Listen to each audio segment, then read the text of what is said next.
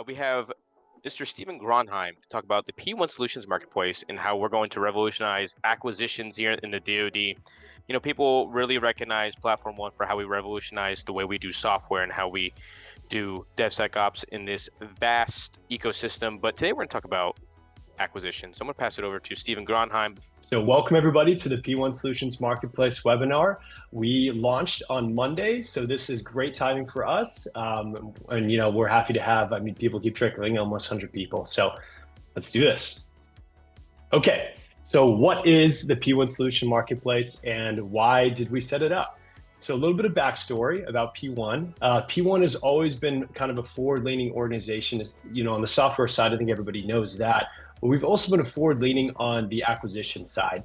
In the past, P1 had stood up 3 separate BOA pools that we term, the DevSecOps BOAs. Of those BOA pools, they have been incredibly successful, right? And they are about to sunset in January of 2025. So about a year ago, we started thinking, what were we going to do as a follow-on to the BOAs? How could we improve upon them? What were the big limb facts? And then how can we make it better in the future for not only P1, but for the software community and the DoD at large? So after a lot of market research, we found a very innovative approach that the CDAO is actually doing called TradeWinds. So the TradeWinds marketplace. And they also have a solutions marketplace on there as well. They focus very intently, right, on artificial intelligence, big data, machine learning. Platform One's prerogative is slightly different. We are in the DevSecOps space. Right now, there was not a marketplace for that. The BOAs were handling all of that traffic. So we decided we're going to stand up our own. We're going to take what the CDAO did, tweak it a little bit for some P1isms and potentially improve on it in the future, and go ahead and launch that. So as a proven marketplace from the TradeWinds side, we're hoping that we can hit the ground running on the P1 side. So what is the P1 marketplace? It is a decentralized web-based digital hub of 5-minute software solutions. A little bit of mouthful, that'll make sense in a little bit more, but really what it is it's an Amazon-style marketplace. You'll be able to go onto the marketplace itself, view all the available solutions across, I think we have 14 different DevSecOps focus areas, and you'll be able to filter through a lot of different options and start doing your market research and immediately begin negotiations with those vendors, and at least communicate with them all the stuff that comes with that. So also what it is it's an on-ramp, right? So many times we have vendors in the space who might have creative ideas, innovative approaches to doing things, but they don't have a contracting pathway to get to a DoD user. This allows a super low barrier to entry for non-traditionals, for small businesses, for large businesses too, pretty much for everybody, right? If you have an innovative approach to a DevSecOps problem, and we're going to cover exactly what our focus areas are for that. We invite you to apply to get on the marketplace, and with a super low barrier to entry, a 5-minute video pitch, and some, just general information, you'll go through an evaluation process and potentially be on the marketplace, which then you can use to sell to government users and use as a contracting pathway. So I have to say this is very, very important. These solutions that are placed onto the marketplace adhere to the competition standards of very specific authorities, right? What we're doing with the marketplace is combining a commercial solutions opening and a broad agency announcement. When you do that, we are hitting all the competition requirements for OTAs, both research and prototype, as well as FAR 35, which covers BAAs, broad agency announcements, and DFARS subpart 212.70, which is a commercial solutions openings, now codified. Used to just be a pilot, now it is codified in the DFARS. All right, moving on. All right, so what we're really hoping to do is streamline acquisitions first and foremost, right? There is so much wrong with the DoD acquisition system and the federal government acquisition system at large. We're not keeping pace with our adversaries. Things are moving too slow. We don't include enough risk sometimes into the process. What we're trying to do is take a lot of the heavy lifting that comes up front with major source selections, do that up front. So we're doing a lot of the technical evaluation up front for DoD customers. So what we think that can do is really dramatically increase the speed to contract, right? If you can go onto the marketplace and you're looking through, and these are all post-competition video solutions, you have the ability to work directly with vendors on the marketplace in a very shortened window time frame. So For example, at P1, using the BOAs previously, we were around our procurement acquisition lead time, our PALT time, was anywhere from 120 days, 150 days, right around that mark, which we considered pretty fast for the DoD. We believe the marketplace will be able to get speeds and PALT times down to under 30 days from conception to award or agreement. We think that's very fast for the DoD. It just provides you another avenue of approach there. Like I said, low barrier to entry. All it is a 5-minute video pitch, some information. And like I'll talk about in the future, it's continuously open. So you have the ability to submit proposals at any point in time, and those proposals are constantly reevaluated every 30 days by our team of subject matter experts. The fourth bullet on here, increase transparency and communication throughout the entire process. So the entire system is web-based. You can go on and view. You'll have constant interactions with either a P1 team or a help desk team. And then if there's these really tight feedback loops, which I think are pretty great too. So anytime that you are not accepted onto the marketplace, you get immediate feedback from our team. We tell you, hey, you might have done this wrong. You can improve on this. This is slightly, off from the evaluation standards and criteria. Our team will give you feedback, and you're immediately allowed to take that feedback and resubmit. I think a big limp fact in most government acquisitions is you only get one time to submit a proposal. And the stress it has on your teams and the amount of money that people are putting into those proposals is a lot for companies to handle, right? And it's a lot for government individuals to evaluate on. What this allows us to do is continuously evaluate proposals and bring on new tech as it comes on, right? We are now in a global competition environment where tech is moving extremely fast, and we have to figure out how to keep up with that from an acquisitions approach. All right, and like I already mentioned, all of this is web-based, super user-friendly UI UX. You'll be able to just go on, create an account, view submissions if you're on the government side. On the industry side, it's all about submitting your proposals and getting feedback. So you'll see it's very, very user-friendly. All right. I see the chat going off, which is great. So keep asking questions in there. Hopefully the team is on it. I'm sure they are. So a couple more value props, right? The innovation that we can bring to the community is pretty much untapped, unlimited, right? So the whole idea is to how can you find these innovative approaches faster? How can we get them on contract faster? How can we pilot them, test them, get them into production? All of that can happen very quickly if we do a lot of the technical evaluation up front and allow government users the ability to come in and use the marketplace at the speed of relevance. The process is extremely simplified, right? The evaluations are all done at the forefront. So evaluations are done, vendors are led onto the marketplace, and then government users have the ability to come in and do market research and start negotiations for contract award. 5-minute video pitches makes it super easy, right? It's short, sweet, to the punch. It allows government users to come in and actually look at a multitude of vendor pitches and actually do pretty good market research, right? If you can succinctly say exactly what your solution is doing in 5 minutes and quote unquote an elevator pitch, right? That just allows more eyeballs to get on your video solution. At the end of the day, that's good for us and it's good for you. All right, so lastly on this is the whole collaboration ecosystem, right? This is something that's baked into P1 from the start. How can we tighten these feedback loops? How can we stay agile? How can we be transparent and collaborative across the entire process? And all, we're just pretty excited about it. All right, so let's get to the meat of it. So how does the P1 Solutions Marketplace work, right? So first and foremost, our solicitation did go live on Monday. So the first thing that everybody should be doing is reading the solicitation that came out on sam.gov. It is hyperlinked on this slide, and I will be sending the slides out. You can also find on sam.gov, and I believe it's been in some of our LinkedIn posts as well. And it's on the Marketplace website and on P1's website, so multiple places for that. So you read the announcement, the solicitation, take a look at the evaluation criteria. Then you're going to create an account on the Marketplace website where you will upload your proposal, which is your video submission, and any of your POC's information. There's some filterable choices that we have in there for ATO levels, TRL levels, impact levels, FedRamped. So there's a lot that you can put into your proposal there. Then your proposal is evaluated and assessed by a team of subject matter experts. That panel then gives over their recommendations to a government individual who will make the final decision. This is not a source selection, right? We're not in part 15, but there is some government decision maker at the very top who will be deciding who is placed on the marketplace based on the evaluation criteria that everybody will go through. And that evaluation criteria is available in the announcement.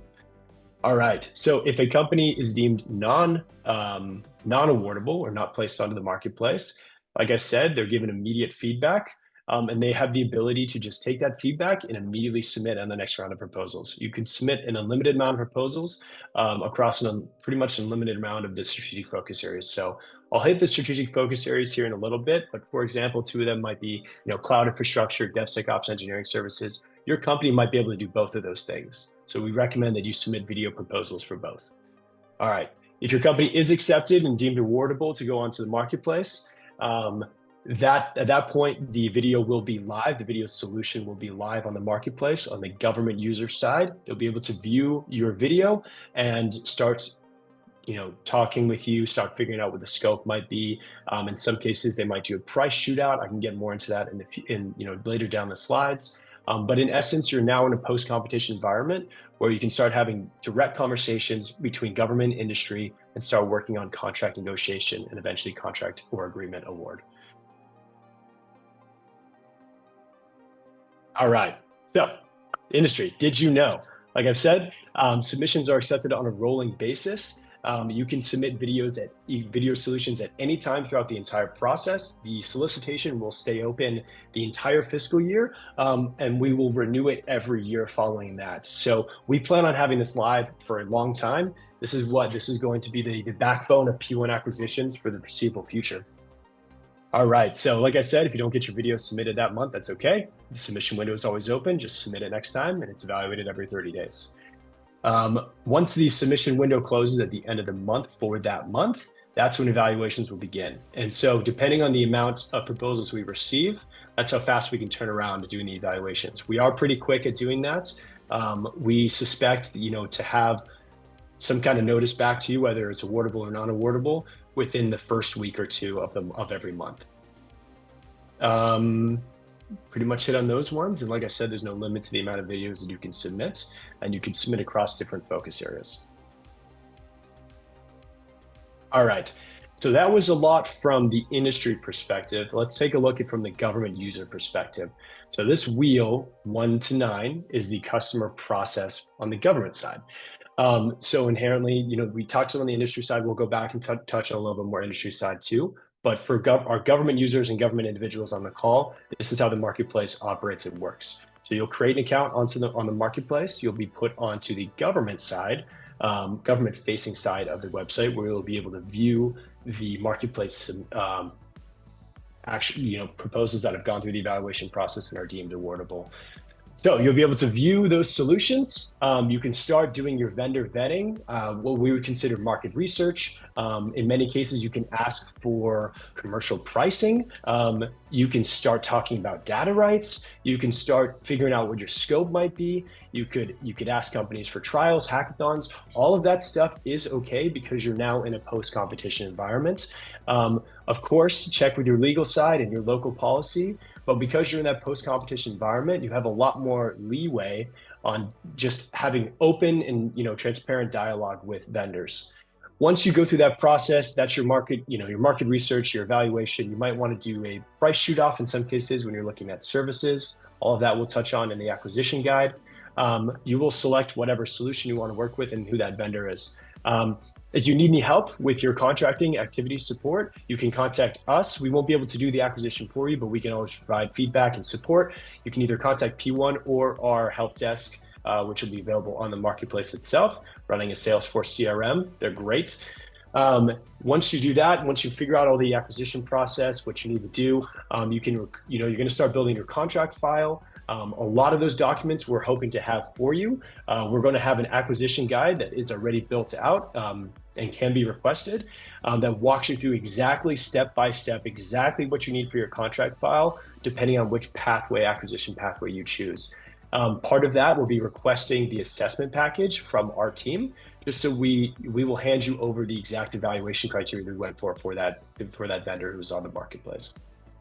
During all that process, you're determining your scope, requesting for pricing and stuff. you're doing your contract negotiation award. And then at the end of the day, when you're ready to, pull the trigger, PK Shop's going to award the contract or the agreement. And then at that point, we do ask that you do a reporting back to us for metrics tracking on what you awarded, who you awarded to, and dollar amount. Just simple stuff, just so we're tracking. There is no ceiling on the marketplace because it's not a contract itself, but we do want to keep all those metrics just for process improvement, potential ways that we can improve on the marketplace. All right, so that's the customer process. Just a little bit continued. Like I said, we have gone through legal review on our local side, and Tradewinds has been utilizing the same, proven pathways here too from a legal aspect. So what this is a couple different acquisition approaches, different authorities combined together. We call it combining and stacking.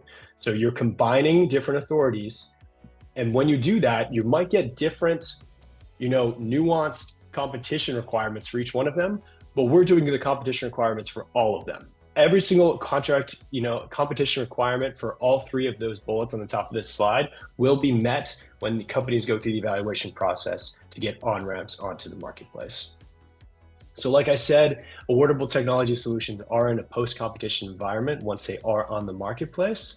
Awards are not limited to any dollar values, and there's no ceilings, no period of performance limitations.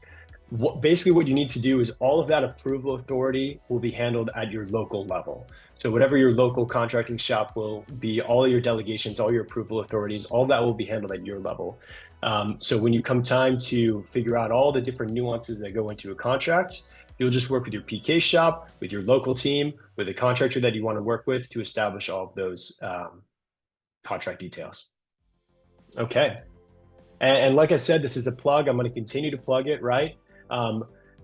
Any guidance that we say, we're trying to make this DoD friendly. Obviously, Platform One is an Air Force organization, so we're more inherently, familiar with Air Force regulations. But because we are trying to make this a whole DoD organization, it's tough for us to hit maybe every policy level across all the different services. So just as a plug, the P1, marketplace guidance is not intended to take precedence over any of your local policy or procedures. All of that you will still need to run through your local chains and your local shops. Okay, again, acquisition authorities, right? This is a big piece of it. It's a unique acquisition approach, so it's difficult to understand sometimes, especially for us who have been in the acquisitions community for a while. But this is inherently what it is, right? And so we've already touched on the top part of this slide. I'll touch on the bottom a little bit too. All of these, depending on what acquisition approach you take, what authority that you want to use, you have different available award types and agreement types at your disposal. All of that, again, is walked through in the acquisition guide, and we can help people out go through that process, but it's very detailed. So depending on your approach, this is the agile part of this is the flexible part of it. You're not stonewalled into using one award type. You can use a vast variety of different award types and agreement types to best suit your need, your organization's need. So it allows you to do a lot of cool things, right? You have access to the OTs. You can do research and prototype to start off the marketplace. You can eventually transition that into a production OT, which is very cool too. So you can go down that entire chain. You have FAR-based contract awards, purchase orders, procurement contracts, IDIQs, BPAs, BOAs. If you are using a CSO, there is a limitation for firm fixed price contracts for that specific authority. So keep that in mind. All of that, again, spelled out in the acquisition guide. And another really cool thing too. So for like all of our friends that are labs, so Air Force, right? AFRL, Air Force Research Laboratory, when they have that delegated authority to potentially use CRADAs, PIAs, and TIAs, you can award those off the marketplaces as well. That just depends on your local designated authority or delegation from your laboratory, your service laboratory.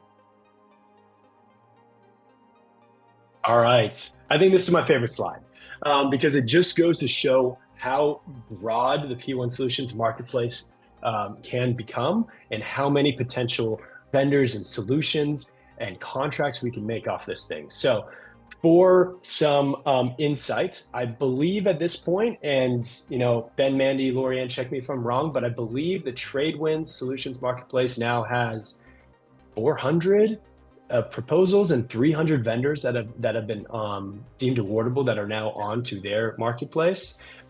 They have a similar amount of strategic focus areas. So I'm imagining a very similar amount of proposals and similar amount of vendors, potentially even more, because unlike them, we are not limiting ourselves to just software applications. For the most part on Tradewinds, those are software applications where you're purchasing a product or an application. The beauty of P1's marketplace is, again, following local policy and following our acquisition guide, we are not limiting to just applications or just commercial products. You will also be able to acquire services, licenses, and potentially even hardware. So if all of these different strategic focus areas, their definitions and what they mean, and all of that is spelled out in the solicitation. So if you have any questions over these, they are all broken out in the solicitation. Inherently, when a industry member submits a proposal, they are submitting against one of these strategic focus areas. Now, you can submit against multiple, but each video solution will have to be kind of tailored for one of these strategic focus areas. Another beautiful thing about this too, when you have a continuously open solicitation, you can add strategic focus areas as they come up. So over time, if we see technologies evolve, if we see threats outpacing us or different threats that we need to mitigate or deter, we can add new strategic focus areas onto the announcement and therefore onto the marketplace and have a whole new tranche of vendors submit against that strategic focus area. So we're making it so we can just adapt and change as technology is adapting and flowing. That's a very beautiful thing, especially for those of us familiar in the DoD space, when things typically take, a 5 to 10 year long contract. And then that's when you do your reacquisition, and that's when you can get new technology on board. This way, we're continuously doing it across the entire process, getting new technology on board every 30 days. All right, so some commonly asked questions, a little FAQ time. So how would government customers purchase my solution on the marketplace? I've already touched on this a little bit. It's very simple. You just go on the marketplace itself. You can go through that entire customer, that cone process there of the 1 to N.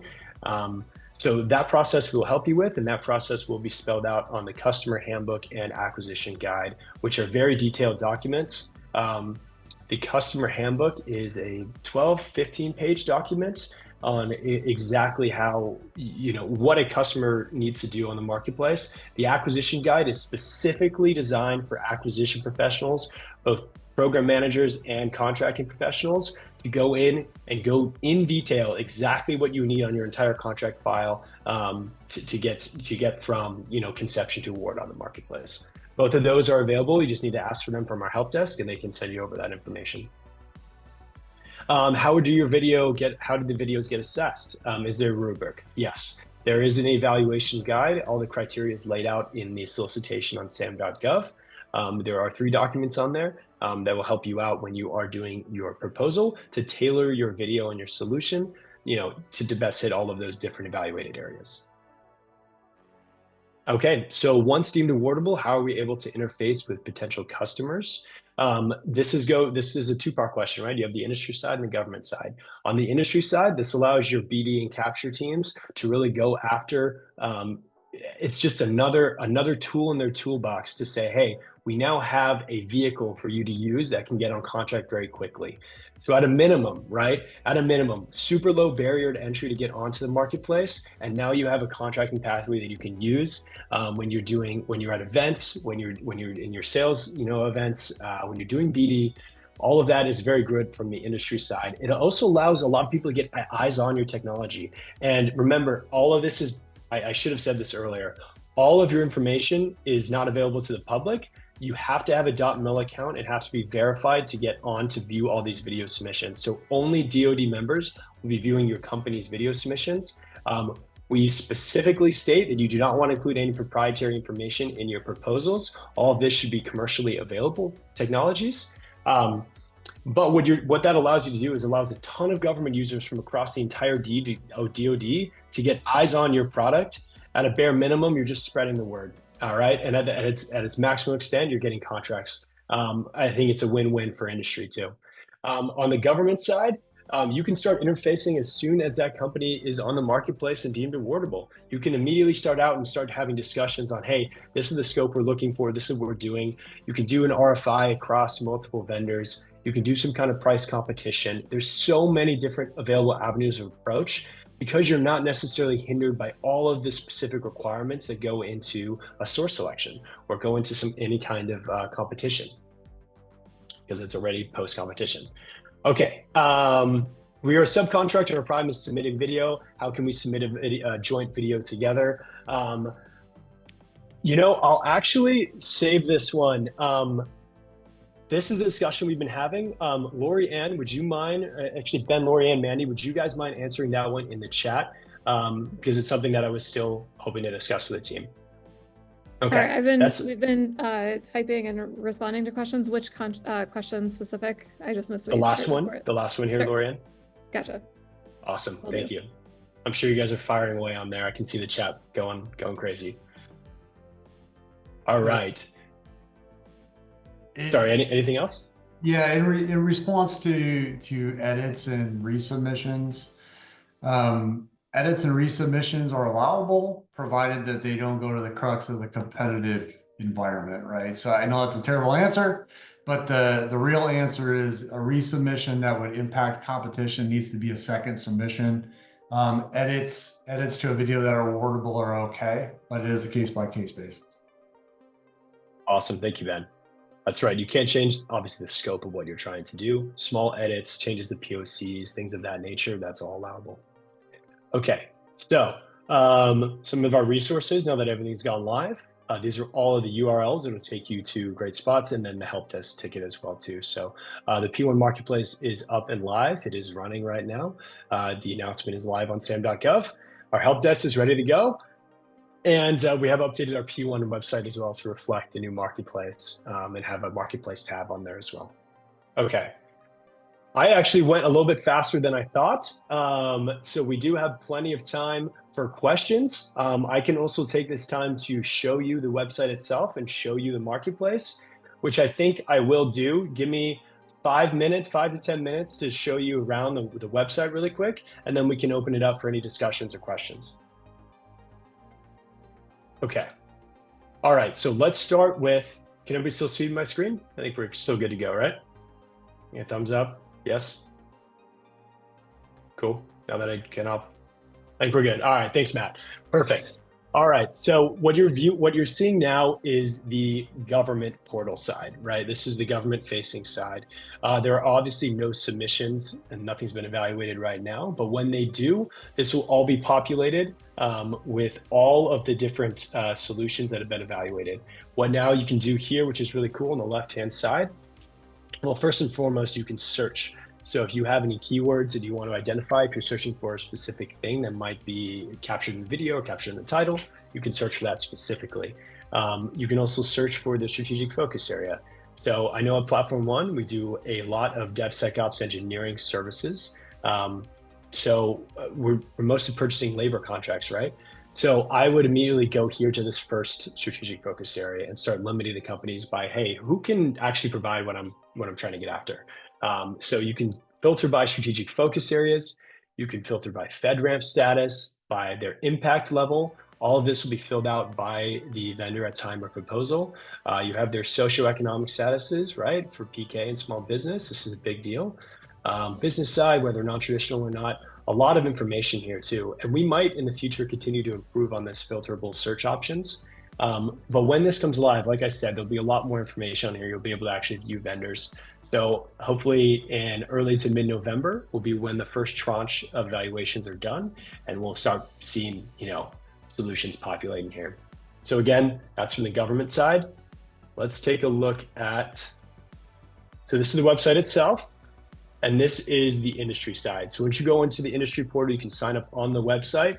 You're gonna see P1 Solutions Marketplace opportunity. It gives you all the information here. It'll take you back to the announcement if you need some more information. And then you can start your response. And all of your entire proposal is going through a web-based portal. So everything's in here, all your information. You'll just click through all of this. You'll submit a proposal. Our team will evaluate it. And then that whole feedback loop will happen, depending on if it's accepted or not. Okay, this is the website itself for the marketplace. You can I'm already signed in here, but you can sign in and view and manage your own account. Opportunities is which will take you to the marketplace itself to view submissions or submit your proposals. Resources, and another new tab, I believe was just added today or yesterday. But what we go through here is these are all video trainers, basically, where you can go through and get more information on different areas of the marketplace itself. So different competition standards and authorities, your assessment and feedback loops. All of this has been pre-recorded and available for you for just resources. In addition to these, we will have the customer handbook and acquisition guide available, and our help desk will be available continuously to answer questions and to help out with things, help out with submissions, or from the government side, help out. So that is that. You got our P1 website as well too on here, and like I said, the SAM, I might have been signed out, but there is a sam.gov announcement live as well too. All right, so that is all I have for the P1 marketplace. I could talk about this for hours. There is a lot more information about it available. And like I said, this is a unique approach, especially those of us who have been in the acquisition space for a while. So I'm assuming there'll be a lot of questions, but at the end of the day, we are trying to streamline this process, make it easier for industry, make it easier for government. And we're just really excited about it. So at that, I will open it up. We got plenty of time for questions and answers and discussions. So let's fire away. Roland, do you have your hand up? I do, yes. Thank you very much for what you did. This is very exciting, disruptive enough to get our bloods pumping. This is really cool. My question is, sorry if I missed the nuance that you mentioned. Specifically, there are the different strategic areas, and we as industry can respond to those. I noticed a couple of questions in the chat that says, from the government perspective, will there still be some sort of a method for them to say, I'm looking for 1, 2, 3, or really are they taking their needs and sifting through the marketplace pre-approved videos and satisfying it? Like, are they still publicly putting their need out there and us submitting possibly a focused video on that specific need outside of the general focus areas? Over. Yeah, that's a really great point. It will depend on their approach, right? So what we're really allowing people here to do is empowering them to make different decisions, empowering our acquisition professionals to do that market research tools themselves. So you could answer that in a couple of different ways, right? So if I was a buyer, right, and I was trying to get some edge computing technology, right, I might go onto the edge computing tab and I might go through my research, look at different opportunities, and then maybe I settle on, the top 10 or top 5, and I submit an RFI to those individuals, or I start negotiations with those individuals, or I start developing my scope. The traditional way of going through sam.gov for some kind of like solicitation is not required based on this marketplace, because we're already doing the solicitation up front, right? So you're not required to use a government point of entry for that. If you're using the marketplace, you can go directly and start negotiating. It is a really interesting thought, though, to have some kind of RFI function to where we can send out information to multiple vendors at one time. Something we might look into incorporating in the future. We're always looking for good feedback. So absolutely. I really do appreciate that question. No problem. Thank you so much. It would be interesting to see the government do videos and go, we didn't find what we want. Here's the general problem. And then us respond to that video through a different place. Maybe Marketplace 2.0. Thank you so much. That's a great idea. A two-way marketplace, a joint collaboration. I'm writing it down right now. That's a great idea. Cool. All right. Any other questions? Discussions? We can take things off chat now if anybody is done typing or fingers hurt. Hey, Stephen, there's one from Siobhan Lewis saying, what type of feedback should we, I guess the vendor, expect from submissions? If not selected awardable, will there be specific feedback provided? Yes. So the feedback will be very specific to your proposal. It'll be the evaluation tool that we're using looks at all the different evaluation criteria, and you're rated specifically on each one, and notes will be taken, feedback will be given on any evaluation that you might want to see. So you're going to get your entire evaluation report back if you're deemed unawardable.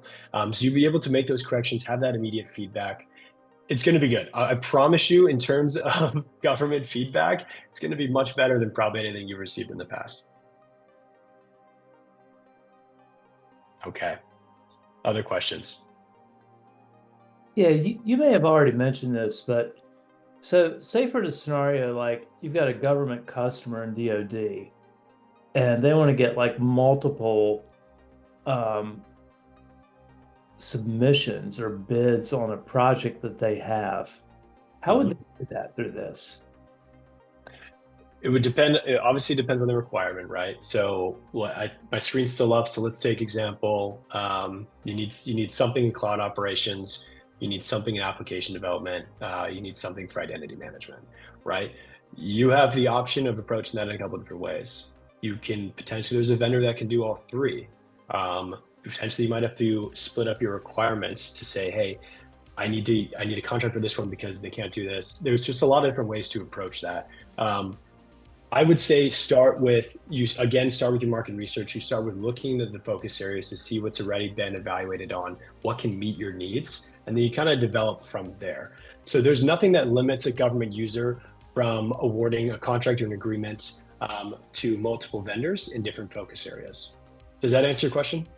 A little bit. I mean, I guess my point is like, so often in app dev, like DevSecOps encompasses, cyber and all these other services. So it's not like a clean cut. Is a customer going to want to like, okay, I'm going to award it to 6 people, based on these videos for this comprehensive requirement, that kind of thing. So I'm just trying to think through that scenario. It's a good call out for sure. We might want to look at including something in the future that says, end-to-end DevOps solutions or something like that. But I'm fully expecting a lot of vendors to be able to pitch from one of these strategic focus areas. So it's very likely that a government user might come across a situation where they are acquiring multiple areas or acquiring one company across multiple areas. There's just a lot of flexibility in the approach. It's this balance of trying to not be so specific and then so broad, right? And so we're trying to find that middle point. We think this is probably the best approach, but we are open to the feedback as it goes on, and we can add focus areas in the future to potentially get after, an entire lifecycle process of something or an entire application design of something, things of that nature. All right, Lauren. Hi, thank you. I want to add to that. Remember that CSOs and broad agency announcements and the OTAs are for ideas and capacity gaps that are innovative. So while we can do certain things on there, the whole idea of innovation and how you can utilize industry to meet the needs of your particular platform. So how is that need developed when it's an innovative solution? So the key is innovation. Yeah, thank you, Kate. Great call out. Okay, Lauren, sorry, you had a question? I did, yep, no worries. I am really excited about this, as are I think many others. I'm loath to do this, but comparing slightly to something like the AWS Marketplace, it feels like this is sort of comparable in function, which is excellent, but does drive a specific question for me. I know you highlighted specifically that this can be used to procure services, licenses, maybe even software. If our innovative solution requires some sort of professional services, labor support kind of flavor, can the P1 Marketplace also be leveraged to procure that FTE labor support in support of our innovative offering? Yes. So short answer is yes. You're going to need to work like what Kate mentioned, right? There's the innovative piece, and then there's how you structure your contract. So there's a lot of leeway with that. So we've seen, for example, license buys that have FTEs tied to them as support elements. And all of that is okay. That's something that we think you can negotiate during your contract negotiations and figure out exactly what scope. But I think this allows, from an industry side, allows you to go to government users and say, hey, we have that avenue. Now let's figure out how to make it work on the contracting side. Being a former contracting officer, there's a lot of creativity you can do with those contracts. to continue, to stay legally bound, right, and stay above board. But there is some really cool things you can do in that aspect. So short answer, yes, I think that's absolutely something you could do. You just have to figure out the approach. Awesome, thank you. No problem. Okay. We'll give the team on chat a break. Anybody else want to come off mute and be brave? Say a question. Hey, Stephen. Or tell me this sucks. I think we're caught up in the chat. If someone has asked a question that we haven't gotten to, please post it again. But I think we are caught up at the moment. So, your finger, sir? For services contracts, how much do you consider or care about like a past performance standpoint, or are you only looking for forward-thinking solutions? I think it would be on the buying agency, right? So P1 might have a different approach to past performance than another agency. In terms of the evaluation to get onto the marketplace, that's not a huge focus. Now, it is something that a vendor or a government user might consider when looking at who they might want to award to. They can pull all of that stuff. They're still entitled to look at and pull up. So it's not necessarily a deal breaker. It's also not limiting the vendor at all too, right? So if you do have any past performance issues, that's not hindering you from getting onto the marketplace and continuing to improve. It'll be the onus is on the acquisition professionals to do their due diligence to make sure that they are acquiring what their service or program office needs. So a lot of that empowering is on that individual. So we're shifting the focus from these like super big guardrails, right? You have to do exactly this for all of your source selections or whatever it may be, to, okay, how can we change up the arena a little bit to allow individuals to have a little bit more leeway to go after market research a little bit differently, to approach vendor communication differently, to be more transparent throughout the process. Again, I'm probably rambling, but is that helpful? It is. I guess my question goes back to a lot of these focus areas. The tools, techniques are not necessarily, while they're innovative, we're all kind of doing the same things. Mm-hmm. And so how do you juxtapose that concept with where you've done it as a value-added selling point, I guess is my comment. Okay, let me try to understand. Go ahead, I got what he's saying. He's looking at it more as a FAR Part 15 source selection. This is not the place that you want to go for that particular venue. We are looking at it more on the DFARS, the commercial solution. So anything commercially available that's innovative. However, ...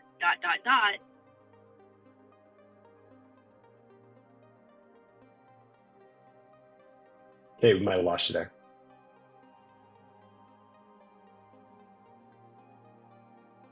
I can kind of fill in for everything where she's coming from, but she is correct, right? Where the acquisition priorities are a little bit different than what you might consider as like past performance and a source selection. But correct me if I'm wrong, but I believe the question was also, sorry, can you say the last point again? I wanted to touch on that. Yeah, I guess my question is as I think about my company and submitting a video around DevOps quals, I'm trying to think through how we would approach that and how much we would talk about how we would maybe how we stood up where our customers, or how much, or what we would say for future customers. Understood. Okay, I got it. So the DoD does not define innovation. It's a broad definition. It could be innovation in processes. It could be innovation in hiring. It could be innovation in past, especially with the services stuff, right? So when we're talking about people, right? What has your company done? What about your process is more innovative than other people? It could be about what you're producing. And then this is interesting too, on the government side, right? When we're trying to determine innovation, it could also be, what do we want that company to work on? Is the work that they're doing innovative, or is the process they're building innovative? Will it lead to an innovative solution? So a P1, right? A lot of the stuff we are doing is innovative, but the butts and seats inherently is not, right?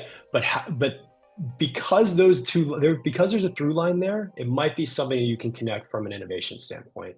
So that's something that we're trying to work on too, and trying to figure out how we're going to approach that as a buying agency. But in terms of the evaluation of what innovation is, all of that is spelled out in the evaluation criteria in the announcement. So I'd take a look at that first off. Take a look at that and see if it doesn't spell it out enough for you there to what you would propose against. And then if you still have some questions, we can talk offline too. Thank you. Awesome.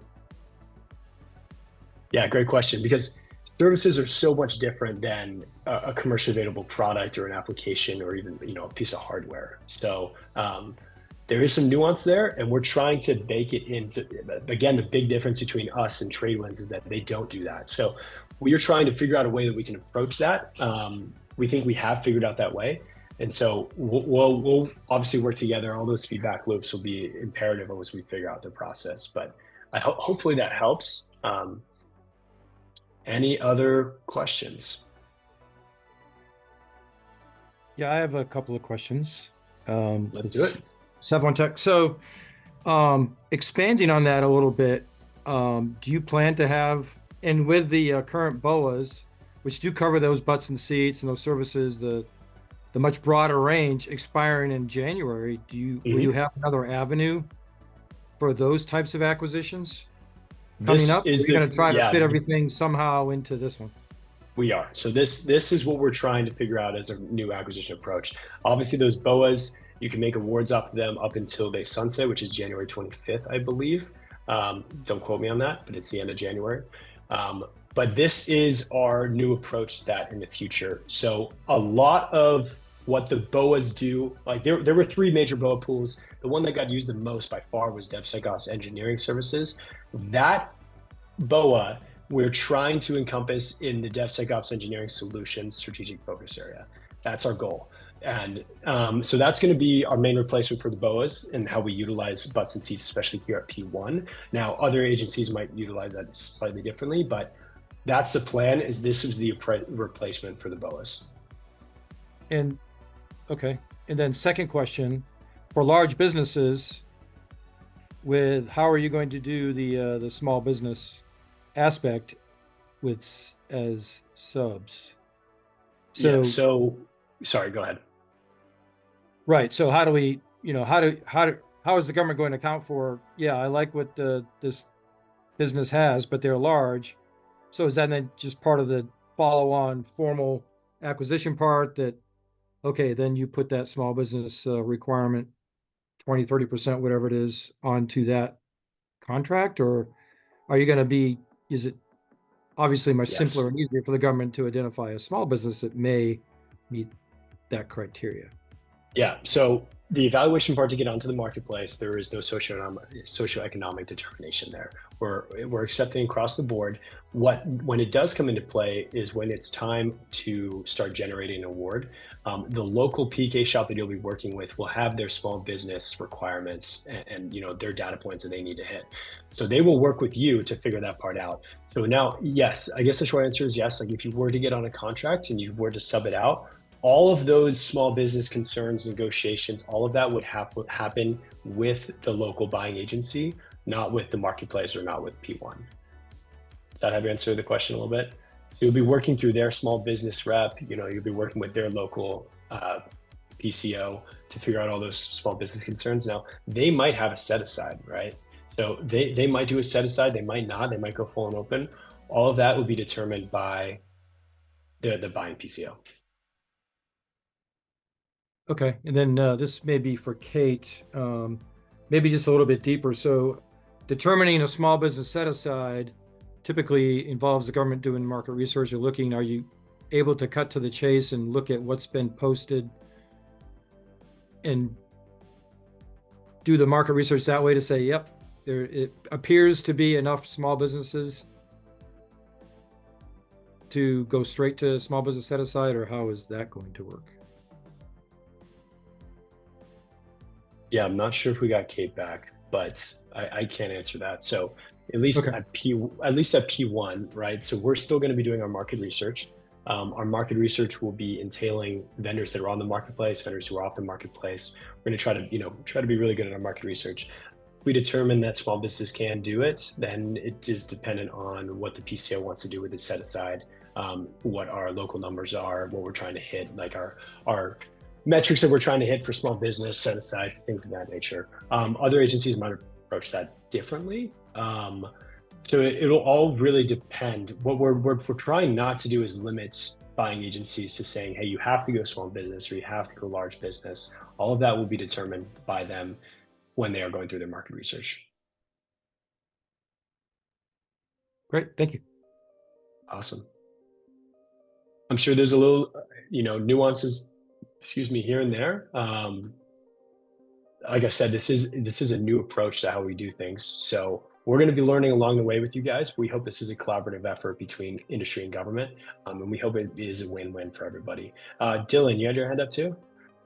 Yep, just a quick question. So similar to TradeWinds, which my company has a few solutions that are awardable on, are you, as Platform One or working with industry, going to do sort of a parody of what they've done in terms of releasing open calls, whether it's, Open Dagger or, I know the Air Force has one right now for, geothermal electricity, for example. So are there any plans to release specific tailored calls as part of this marketplace, or is it simply going to be as a need arises, you'll do your due diligence on your end and just evaluate what's already there?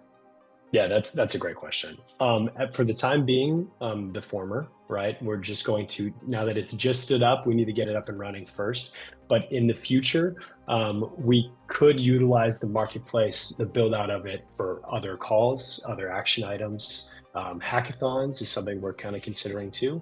SIPR pipelines, industry days. There's a lot of really cool things we could do with it. Obviously, we'll announce all that stuff as it comes to fruition. But right now, we are sticking kind of our feet in the sand and figuring out how to run the marketplace first. Make sure we have a good vendor pool on there and gone through a couple of evaluation cycles. Perfect. Thank you. No problem. Okay, 6 minutes left. Let's see how many chats came through. A couple hundred chats. That's pretty good. All right. Any other questions from anybody? I had a quick question. Sure thing. Yeah, Kevin from Rackner.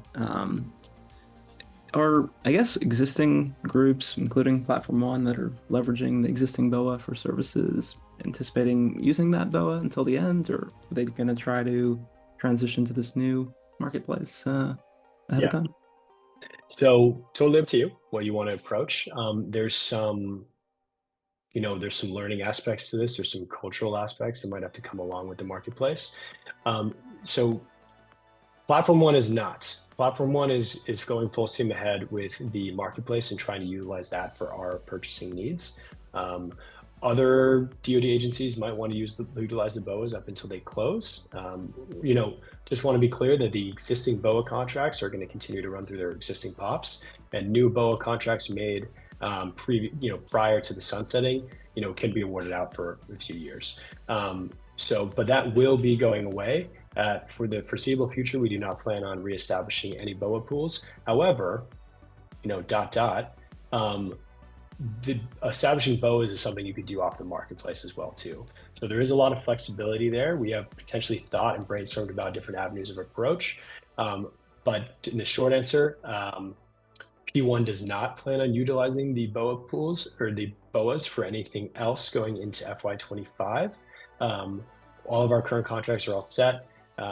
We will be doing some new acquisitions potentially off of the marketplace or consolidation off the marketplace, but all of that is still TBD. We'll be releasing that as acquisition needs arise. Good questions. Okay.